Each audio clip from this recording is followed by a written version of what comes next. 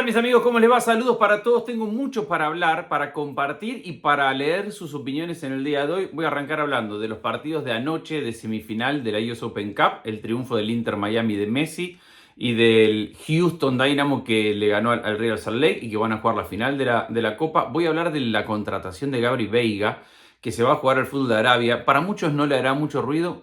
Muchos ni siquiera lo han visto jugar a Gabri Veiga, pero me parece que es pero muy significante en el mapa del fútbol mundial. Y después algunas novedades que tienen que ver con el mercado, lo último de Cancelo y algún otro nombre que gira alrededor del Barcelona, lo que ha dicho Ancelotti hoy sobre el mercado del Real Madrid para las últimas horas y algún delantero que se va y otro que regresa al Inter, entre otras cosas que tengo para adelante. Empecemos por lo que dejó anoche, otra actuación del Inter Miami memorable, increíble. ¿Qué significa Messi en el fútbol de Estados Unidos? Lo que pasó anoche, que haya muchísima gente viendo un partido que de otra manera no lo hubiera visto más que un puñado de personas, porque una semifinal de Copa entre el Inter Miami contra Cincinnati en otro escenario hubiera sido visto por menos gente, por muy poca gente. Y anoche, por los mensajes que recibía, por la gente que veía, que ponía cosas en redes sociales, había mucha gente de muchos países pendiente de ese partido. El partido es dramático, lo termina empatando el Inter Miami con un centro de Messi para Campana en el último minuto. Después lo estaba ganando con un gol de Joseph Martínez en tiempo extra, porque además se va a tiempo extra al Inter Miami y se lo empata Cubo sobre la hora para Cincinnati. Y después lo gana por penales el Inter Miami. Más allá de otra final, no nos olvidemos lo que ha significado para este equipo que llegaba con 11 partidos sin ganar, último en la MLS. En la MLS todavía no ha debutado Messi, Busquets y Jordi Alba. Y ahora ya tienen en 35 o 40 días un título y una final asegurada. Uno.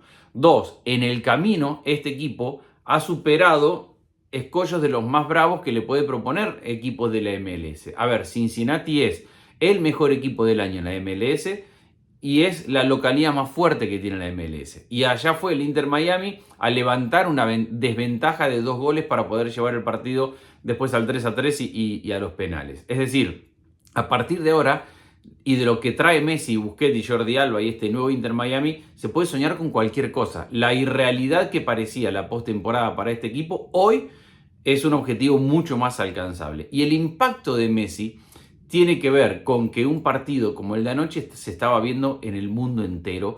De otra forma nadie le hubiera prestado atención a esto. Es increíble cómo a partir de las puertas y ventanas que te abre Messi para que la gente empiece a ver este tipo de partidos, también se empieza a descubrir que Cincinnati es un estadio precioso, que tiene una hinchada que empuja y que aguanta mucho a su equipo, que lo silbaron a Messi en el día de anoche porque era un rival, que Cincinnati es un equipo que juega muy bien al fútbol. Es decir, no solamente ver a Messi, sino que Messi te abre la puerta para que se vea la liga, para que se vean los equipos de la liga. Después más tarde vimos una exhibición de Carrasquilla que para mí está en un nivel superlativo. Y recibo muchas veces la pregunta de ustedes de ¿está para irse a Europa? Yo creo que sí, que claramente está para irse a Europa. Está en un nivel de confianza altísimo. Técnicamente es impecable, siempre tiene un pase hacia adelante, siempre recibe la pelota y va hacia adelante, marca diferencia con ese pase o con ese movimiento, tiene esa técnica. Ayer mete una asistencia de taco en un gol que para mí está mal anulado, incluso con VAR,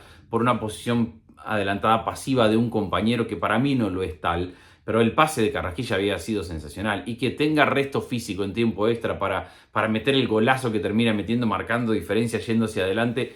El nivel de Carrasquilla es impresionante. La final de la Open Cup se va a jugar a final del mes que viene. Y ahí se van a enfrentar el Houston Dynamo contra el Inter Miami. Con la victoria de ayer, Houston aseguró un lugar en la CONCACAF Champions Cup, porque el Inter Miami ya está clasificado como ganador de la Leagues Cup. Así que fue la noche de Messi y de Carrasquilla, cada uno en su lugar. Sí, Campana metió los 2 goles, sí podemos decir muchas cosas, pero fue la noche de Messi. No metió gol, pero metió 2 asistencias preciosas, una en el último minuto, un centro como con la mano, y Carrasquilla que ha dominado el partido de Houston y que ha dado una verdadera exhibición.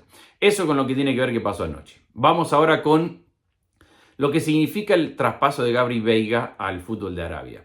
Hace mucho que venimos hablando acá de las incorporaciones que vienen haciendo los distintos clubes de Arabia Saudita y de lo que están pagando, y que ya no es que convencieron a jugadores, caso Cristiano Ronaldo el año pasado, que está en la parte final de su carrera y que seguramente se veían tentados por un buen contrato en la parte final de su año, ser imagen, estar en una liga donde pueda competir. Ya es mucho más que eso.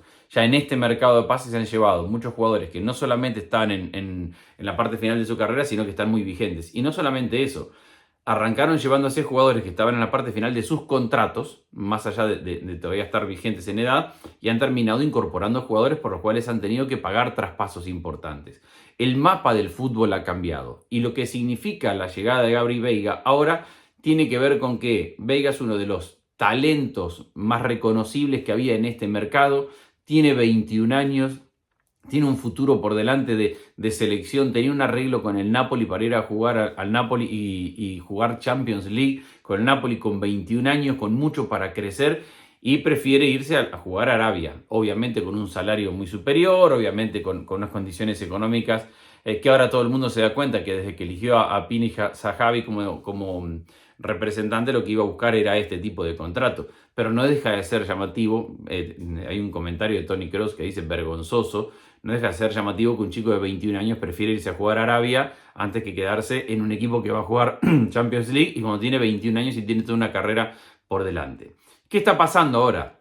Es que se replantean todos los modelos de liga que hay y es muy difícil unificar y es muy difícil reglamentar y habrá que ver cómo se reglamenta. Básicamente por algo que hablamos siempre acá.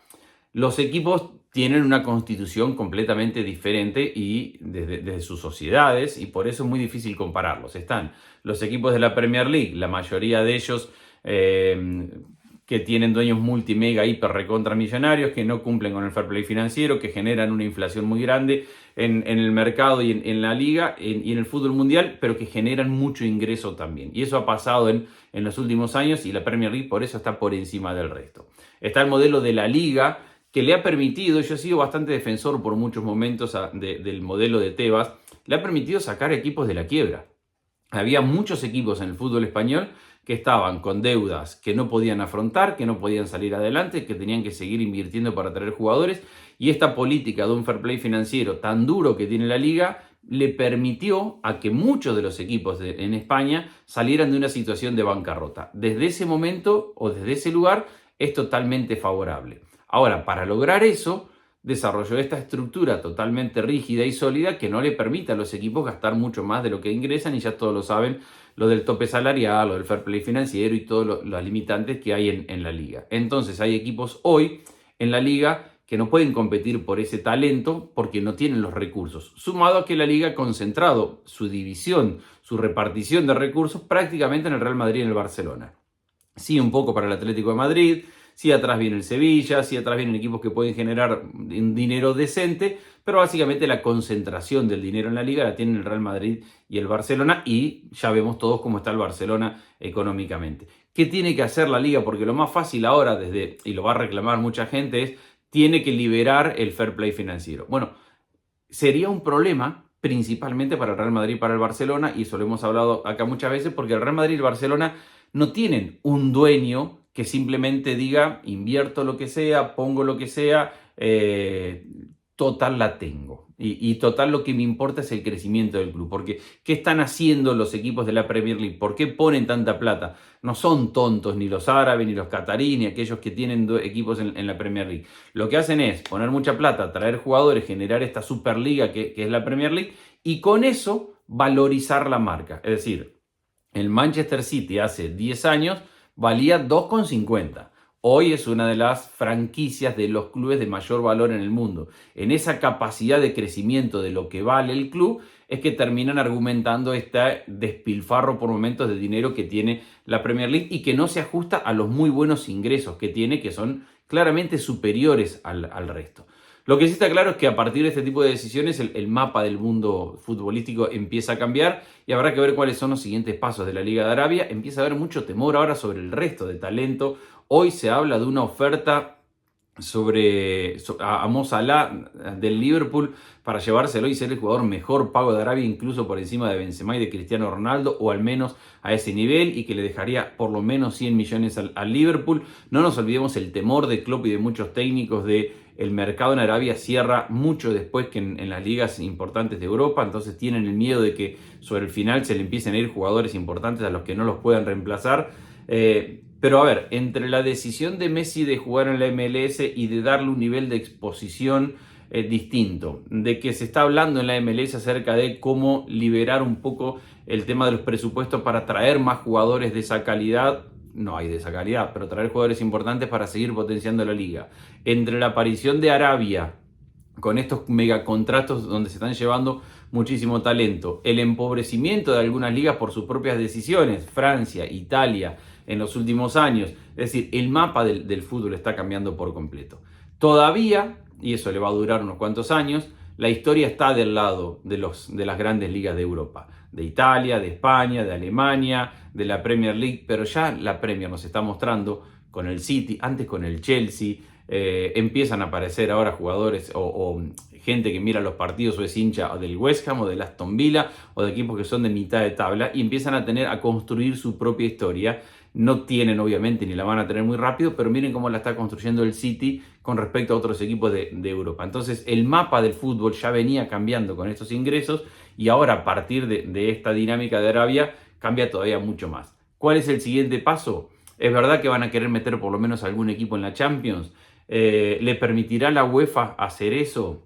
¿O va a tratar de cerrarse para que la fuga de talento sea menor y que el jugador siga pensando que el premio, o muchos jugadores sigan pensando que el premio es jugar una Champions y no ir a firmar tu gran contrato? Bueno, todas esas son dudas que hay que ver qué pasa con el destino, pero claramente todo ha cambiado y repito lo más importante, es muy difícil regular porque algunos equipos, caso Chelsea, son propiedades de fondos de inversión que nadie sabe muy bien quiénes son los dueños.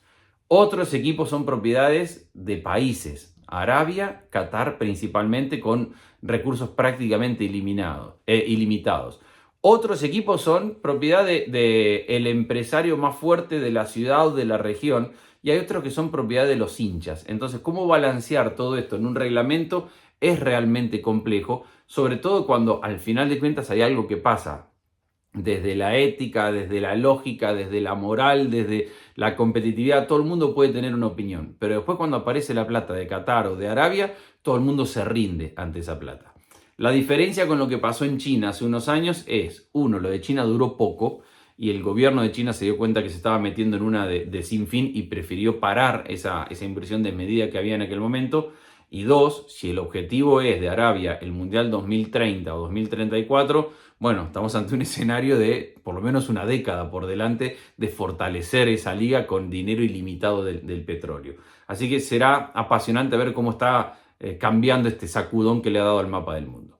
Vamos a novedades del mercado. Ancelotti ha dicho que la plantilla se cierra acá. Yo sigo teniendo dudas sobre el Real Madrid sobre un par de cosas. Primero, sigo creyendo que van a ir por Mbappé en el final. Segundo, no entiendo lo de Dani Ceballos de quedarse en esta condición en el Real Madrid. Tercero, creo que el fútbol y esta cantidad de volantes que tiene el Real Madrid empiezan a ser injustos con jugadores como Kroos y principalmente como Luka Modric. Y si bien le hemos reconocido esa capacidad constante a Ancelotti de manejar los planteles y los egos y mantener el objetivo común dentro de un plantel lleno siempre de figuras y de jugadores muy importantes, creo que el fútbol está siendo injusto, la realidad está siendo injusta con Luka Modric en dejarlo como suplente del Real Madrid. ¿Está contento Modric? Hoy Ancelotti dijo que no, pero que él ya tomó una decisión y que se queda ahí. En esa declaración yo también veo que debe haber algún tipo de arreglo, de acuerdo, de palabra de Modric con Ancelotti acerca de cuál será su plan para la temporada. Lo que sí está claro es que con Bellingham jugando en esta posición por delante de los volantes, parece haber menos lugar para Modric en este 11. Y la realidad es que Modric no ha perdido su nivel. Entonces, ¿querrá quedarse Modric en estas condiciones? ¿Le aparecerá una oferta de Arabia en la parte final del mercado y decidirá cambiar? ¿O simplemente el Real Madrid será un equipo que en la mitad de la cancha tenga jugadores top, mega top del mundo sentados en el banco esperando su oportunidad? No sé, creo que todavía hay temas por definir en eso y que lo más fácil es decir desde el club, no, nos quedamos con todos, pero tampoco es fácil quedarte con jugadores que no estén contentos, que no estén conformes y que a la larga te pueden significar un problema. No digo ni creo que Modric quiera ser un problema, ni creo que tenga la personalidad para hacerlo, pero no está bueno tenerlo incómodo. Habrá que ver, porque al final de cuentas juegan 3 o juegan 4 en esa mitad de cancha y ya tenés a Ceballos, a Kroos y a Modric ahora que están en el banco de suplentes todos los partidos sin jugar. Así que habrá que ver cómo sigue esa evolución, porque no es fácil dejar ni a Valverde, ni a Camavinga, ni a Bellingham, mucho menos, ni a Tchouaméni, a quién dejas en el banco, y es muy difícil encontrar un sistema para el cual puedan jugar más de los que están jugando ahora, que son 4. Pero repito, por más que Ancelotti trata de mandar un mensaje de este es mi plantel, el mercado está cerrado para el Real Madrid y tengo confianza en este plantel de acá adelante, yo creo que todavía puede haber alguna novedad en el Real Madrid, que juega mañana, hay que acordarse de eso, juega el viernes contra el Celta, es el centenario del Celta y va a jugar el Real Madrid. Tiene que seguir ajustando esta posición de Rodrigo y principalmente de Vinicius, que no termina de sentirse del todo cómodo con este esquema. En el Fútbol Club Barcelona, Joao Cancelo todavía no ha viajado para hacerse el chequeo médico y para firmar, pero eso tiene que ver con el famoso tope salarial y el arreglo con la liga y el fair play financiero para que le hagan lugar y para que finalmente lo puedan firmar. A esta hora nadie teme que se caiga esa negociación, pero en vez de haber viajado ya Joao Cancelo, se especula que va a ir los primeros días de la semana que viene. Hay un interés del Girona por Eric García, no es significante, al Barça no le están saliendo los intereses o los candidatos que quería para cerrar este mercado. El Girona se va a llevar o se puede llevar a Eric García, no le va a pagar, se lo llevará a préstamo o con un pago realmente muy pero muy bajo para el Barcelona, que no le va a marcar diferencia, y el contrato, el salario de Eric García es bastante bajo, es de los menos costosos para el Barcelona, por lo que efectivamente se ahorrarían en el tope salarial sería muy poco. Lo han inscrito al Lenglet, habrá que ver qué pasa, qué salida le consiguen. Han tenido todo el mercado de la expectativa con el Tottenham, no ha pasado. Han tenido una oferta de Arabia que el Lenglet aparentemente no ha querido. Habrá que ver qué pasa en las próximas horas, porque el Lenglet tiene uno de los salarios más altos y además porque fue deferido de años anteriores y además ya firmó una extensión de contrato hasta el 2016. Pero bueno, las salidas ya no parecen ser tan favorables como pensaron que podía ser cuando arrancó el mercado. Caso Dest, que esperaban sacar algo y al final de cuentas no solamente que no sacaron absolutamente nada, sino que lo mandaron a préstamo y el Barcelona está asumiendo la mitad del salario del lateral de la selección de Estados Unidos. Algo parecido puede pasar con Lenglet si no aparece nadie en el final del mercado y lo convence a Lenglet y trae una oferta distinta. Algo que le puede generar una mayor capacidad económica al Barcelona es firmarle una extensión de contrato a Ter Stegen en el arco. De esa forma, ya lo hemos hablado, los contratos más largos se amortizan en menos, ya a Ter Stegen se le puede asegurar un contrato un poco menos ahora, pero que vaya con crecimiento en los próximos años, y esa es una manera que tiene el Barça de generar fair play. La novedad del Barça es la lesión de Pedri. Pedri se va a perder por lo menos 3 o 4 semanas, a lo mejor 5 o 6, y con esto va a haber, hay un parón FIFA en el medio, no va a estar con la selección, pero se va a perder por lo menos 3 partidos o a lo mejor 4 con el Barça. Es sumamente relevante porque se acordarán el año pasado cuántos comentarios hacíamos en la parte final de la temporada cuando el fútbol no le terminaba de salir al Barça y decíamos, es que el Barça ha perdido a su pasador, Pedri, y a su gambeteador, que era Dembélé en ese momento. Ahora se le fue Dembélé, no tiene todavía el gambeteador, lo hemos hablado acá en estos últimos días cuando analizamos el partido del fin de semana, que el Barça lo jugó bastante bien y tuvo la pelota en campo rival, pero le faltó el desequilibrio individual. Sí, lo tiene Yamal, el chico nuevo, pero todavía toma decisiones de chico de 16 años y hay que tenerle paciencia y hay que esperar que crezca. Lo puede tener Abde por el otro lado, pero no tiene todavía un Dembélé para jugar a marcar diferencia en ese aspecto, y obviamente no tiene otro Pedri. No va a tener problemas para reemplazarlo en la mitad de la cancha. Si sigue jugando con los 4 volantes, al Barça le está sobrando un titular siempre, o 2 si es que juega con 3. A ver, Romeu se ha transformado en un jugador importante porque cubre, porque hace relevo, no va a brillar, no va a meter grandes pases, no va a ser, pero es un jugador funcionalmente muy importante para el esquema del Barça. Y al lado tendrá a De Jong con Gundogan y con Gavi adelante, y ahí tendrá los 4 sin Pedri. Esa es la alternativa más clara. Incluso por detrás hasta podría pensar en un Sergi Roberto para ocupar la mitad de la cancha, y eso pensando en que juegue con los 4 volantes y no con los 3. Pero tiene que haber preocupación en el Barcelona por la salida, por la lesión de Pedri. Sigue habiendo expectativas en el Barcelona por contratar. Xavi cree necesitar un media punta, un enganche, un Bernardo Silva que fue el sueño inicial y que nunca llegaron ni siquiera a poder aproximarse. Y ahí está, entre que Joao Félix se ofrece todo el tiempo, entre que hay un interés por Lo Celso y entre que la realidad económica no le permite ir por ninguno de los dos. Entonces, ni es fácil el Tottenham para negociar, a lo mejor se puede destrabar con un Lenglet, con Lo Celso, algún préstamo, lo veo bastante difícil esta hora, y si lo quiere el Barcelona, si quiere ocupar ese puesto, va a tener que pensar como hizo con Romeu, que se habló de Kimmich, se habló de Amrabat, se habló de una gran cantidad de volantes, terminando yendo por Romeu, es decir, una opción de bajo costo para ocupar ese puesto. Otra novedad que tienen que ver con el mercado. Está complicado el Lukaku, ha hablado Pochettino y dice, no depende de mí, si el club o el jugador quieren hacer algo distinto, que vengan a hablar conmigo, pero él lo tiene cerrado el tema de Lukaku y Lukaku no cuenta para él, y Lukaku se ha portado tan mal en Italia con el Inter que la Juventus no tiene dinero, el Inter que lo iba a contratar ya se bajó, y la Roma, que es el interesado ahora, no creo que llegue, salvo que haga una inversión que no le hemos visto hacer hasta el momento, a los 40 millones que está pidiendo el Chelsea, de eso hablábamos en el día de ayer.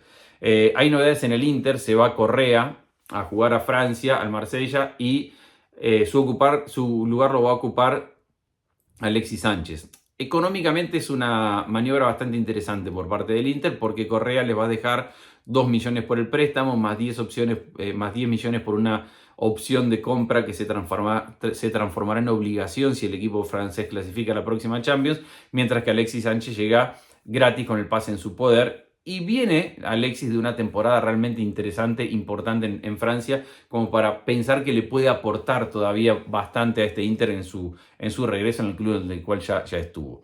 Laporte ya se fue al Nasser, ya es oficial, el central que por momentos fue titular indiscutido y muy importante en el Manchester City y que había perdido por completo el puesto desde el año pasado y mucho más este año con la llegada de Bardiol. Y esas son las novedades más importantes. Después, más o menos lo que venimos hablando todos los días, no hay novedades sobre jugadores que tendrán que caer en los últimos días o que todavía pueden ser solución después del cierre del mercado porque tienen el pase en su poder. No se habla de De Gea, y De Gea se le han pasado algunas oportunidades que se venía mencionando, por lo que empieza a quedar Arabia como una salida bastante clara, salvo que aparezca alguien en la parte final del mercado.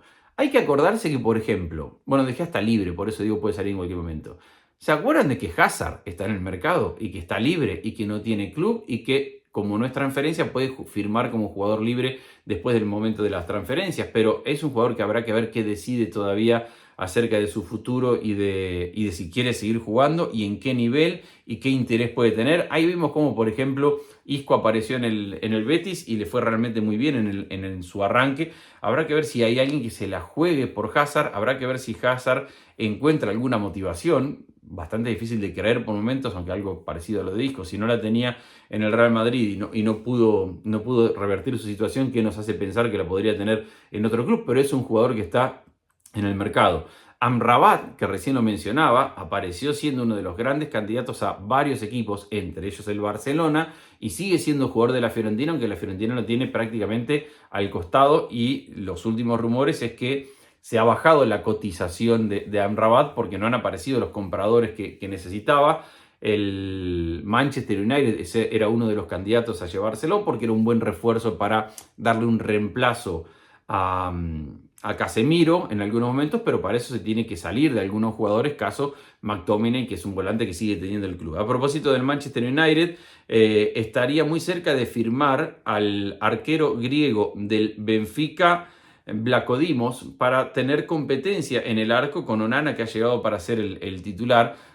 Habrá que ver qué pasa con eso. Yo siempre, sobre todo en el puesto de arquero, que es tan difícil y donde los técnicos casi siempre se decantan por uno y no se cambia el arquero, ¿cuál es la motivación, por más que sea el Manchester United, de ir a ser suplente de Onana? Porque claramente va a ser suplente de Onana. Ayer le hablaba de una oferta del Manchester City por Matheus Nunes, el jugador del Wolverhampton, que quieren para reemplazar el interés que tenían por Paquetá. También piensan en el jugador del Crystal Palace. 55 millones fue la primera oferta por Matheus Nunes y la respuesta que han conseguido en principio es que son insuficientes. Claramente, cuando aparece el Manchester City con una oferta, siempre es insuficiente en el principio porque todo el mundo sabe que le pueden sacar un poco más y es muy cerca, siempre se termina cerca de contratos de 70, 80, 100 millones por cualquier jugador, porque los equipos que tienen plata, y esa es la inflación que han creado. En la Premier League se les pide mucho dinero. La Roma ha sorprendido con Asmun, delantero del Bayer Leverkusen, a préstamo con una opción de compra de 8 millones. La Roma tiene que terminar por definir sus delanteros. Acá se está trayendo uno, se ha enfriado lo de Duván Zapata, yo se los contaba, porque lo necesita ahora Atalanta porque se lesionó al Bilal. Sueña con Romelu Lukaku, pero la realidad es que no tiene dinero como para poder llevárselo, entonces tiene que terminar por resolver lo de su delantero.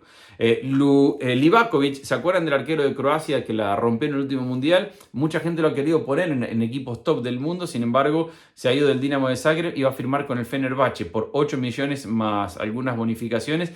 Parece que no termina, más allá de un buen mundial, y esto pasa, el mundial es un torneo corto, no termina de convencer a los grandes equipos para dar un salto de calidad tan grande. Puedes tener un impacto en un torneo corto, pero después a la hora de la verdad y de la regularidad, los equipos más grandes dudan de aquel jugador que tiene solamente un impacto en un torneo tan corto. Wijnaldum, que recuerden, el Paris Saint-Germain se lo quitó en el mercado anterior al Barcelona, lo mandó a préstamo a la Roma, se lesionó, no jugó prácticamente en todo el año, no está en los planes del Paris Saint-Germain. Y en el valor que tiene de salario principalmente, tampoco en la Roma como para volver y para renovarlo, se habla de Arabia Saudita o también de Turquía. Turquía es un mercado que se está transformando en interesante para muchos jugadores. Y eso es lo que está pasando básicamente en el día de hoy en el mercado. Les mando un saludo muy grande, que pasen un bonito día y acá, si pasa algo importante, aquí estaremos por la tarde.